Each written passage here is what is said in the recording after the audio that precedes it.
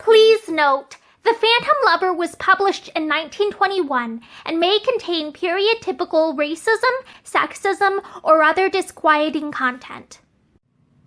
Hi, I'm Morgan, and today I will be reading Chapter 13 of The Phantom Lover by Ruby M. Ayres. Chapter 13. Mickey went to Paris. "No, I shan't want you, driver," he told his man awkwardly. "I'm only going for a day or two. I shan't want you," he said again lamely. He looked at the man guiltily, but driver was as impassive as ever.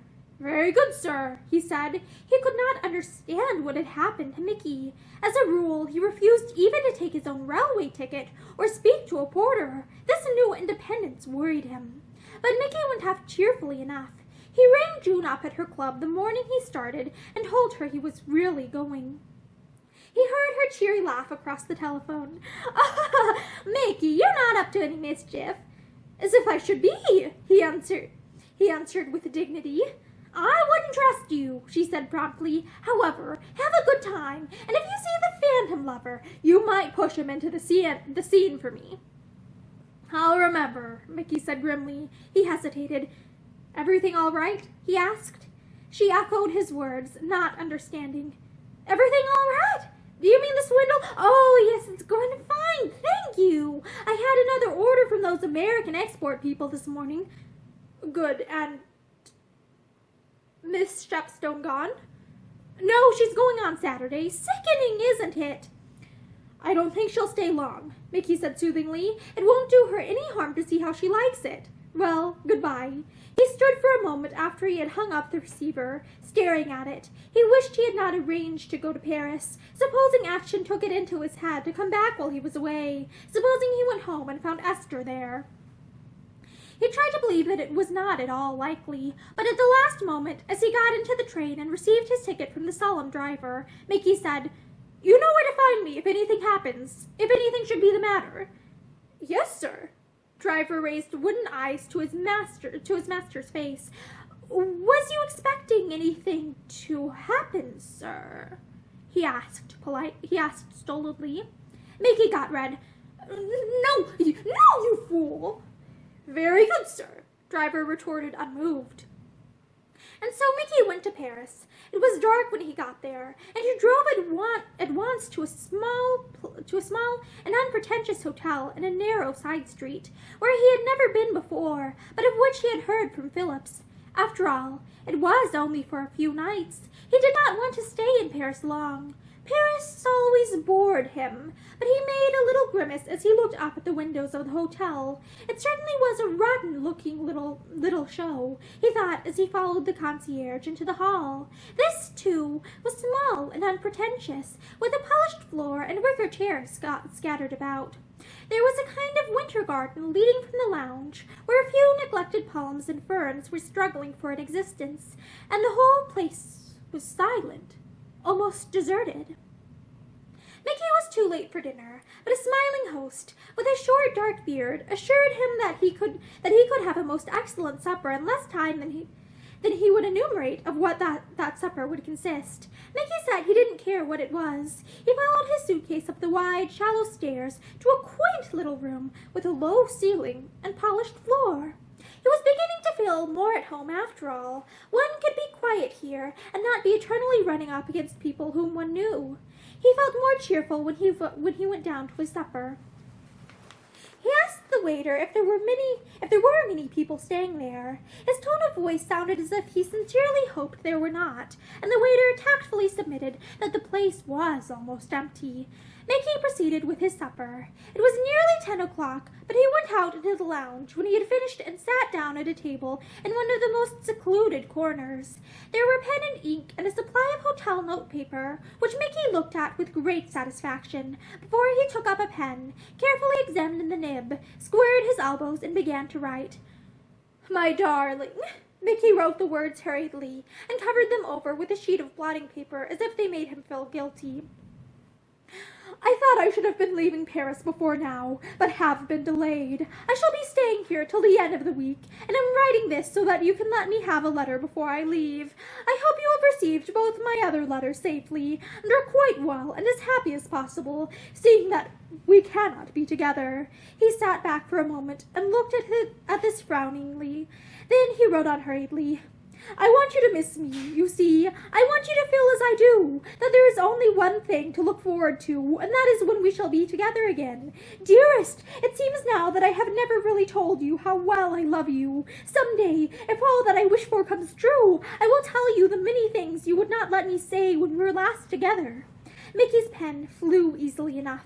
For the moment he had forgotten why and for whom he was writing, and thought only of Esther, as she had looked when he last saw her, with the tears wet on her cheeks.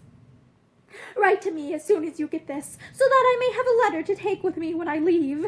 I shall watch for every post and count the minutes till it comes. I've arranged with my bankers to send the money to you every week. Dearest, if this is not enough, please let me know, and I will send more.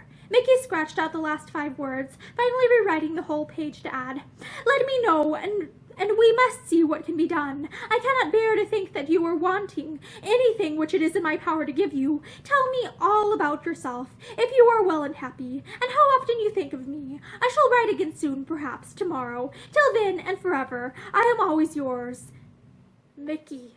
He added his own signature without noticing it, then realized what he had done, and rewrote the last page in a panic. Supposing he had sent it, it made him hot all over to think what would have happened. He would have to be more careful, he told himself severely. He carefully directed the letter and went out to post it. Then he went to bed in the little room with a low ceiling and lay awake half the night.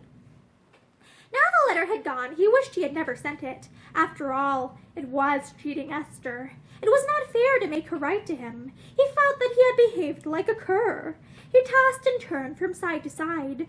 Perhaps she would not write. He almost hoped she would not. But at last he dozed off. It was almost daybreak. When he awoke, it was 11 o'clock, and the sunshine was pouring into his room. He had a bit of a headache and felt wretched. He drank 4 cups of strong coffee and went out. He avoided the popular thoroughfares. He sauntered about till lunchtime, and then went back to the hotel. Apparently the waiter had spoken the truth when he said the place was almost empty, for only 2 of the 20 tables were occupied beside his own. Mickey felt bored. He made up his mind to tell Phillips what he thought of his recommendation when he got back to London. He slept all the afternoon, then dressed and went off to dinner at the hotel where he and Driver stayed when they were last in Paris. Here at least was a welcome. Most of the waiters recognized him. The attention was excellent, and he got a decent dinner. The hotel was full, but though Mickey looked suspiciously at everyone who came in, he recognized nobody. He wondered how long he had got to stay in Paris. Esther could not get his letter and send a reply that would arrive in less than 3 days. He calculated that he could not get back to London before Sunday morning, and Esther was going to Mrs. Ashton's on Saturday. He had just finished his dinner when the swing doors opened and a man came into the room with a lady in evening dress. Mickey looked at them, and his heart began to race, for the man was Raymond Ashton, and the woman, Tubby Clare's little widow. Ashton saw Mickey at once, and his face fell into almost comical lines of dismay, but he pulled himself together at once and spoke to the woman beside him. Mickey knew Mrs. Clare slightly. He rose and went towards them. I heard you were in Paris, he said. He shook hands with Mrs. Clare. She was rather a pretty little woman, small and plump, with round, meaningless eyes and a friendly smile. We're going to the opera, Ashton said. Mrs. Clare is not staying here, but she very kindly consented to come and dine with me. Are you staying here, Mickey? When did you come over? Last night, and I'm not staying here, just dropped in for some grub. You'd better dine with us, Ashton said, but he did not sound very enthusiastic. Mickey laughed. Thanks, but I have dined. I was just leaving when you came in. He thought of Esther, and his face hardened. This was the man of whom she was thinking all day and every day. This man who was so obviously going to try and marry Tubby Clare's little widow. He stood talking to them for a few moments, then excused himself. You haven't told me where you are staying, Ashton said. No, and I'm going away tomorrow anyway. When are you coming back to town? Ashton looked quickly at his companion. Oh, not yet a while, he said. I see. Mickey met his eyes steadily. By the way, I got your letter, he said after a moment. You didn't ask about that letter you gave me. I posted it. Raymond turned crimson. The letter! Oh, yes, thanks very much. You didn't take it then? No, I posted it. Mickey's voice was flinty. Thanks awfully, Ashton said again. He twisted his mustache nervously. I'll see you some other time, he said with a rush. I'll drop you a line. Righto, said Mickey laconically. I hope I shall see you again too, Mr. Mellows, Mrs. Clare said. She thought she was saying the right thing. She thought these two men were friends, and she was sufficiently in love with Raymond to wish to be liked by his friends. Thank you, Mrs. Clare, Mickey said stolidly, but I am going back to London tomorrow. I am afraid I shall have very little time, though I should be delighted, of course. He felt rather sorry for this woman. After all, she was harmless and good-natured. She deserved a better fate than to be snapped up by a good-looking fortune hunter. He was getting into his coat in the lounge when Ashton came after him.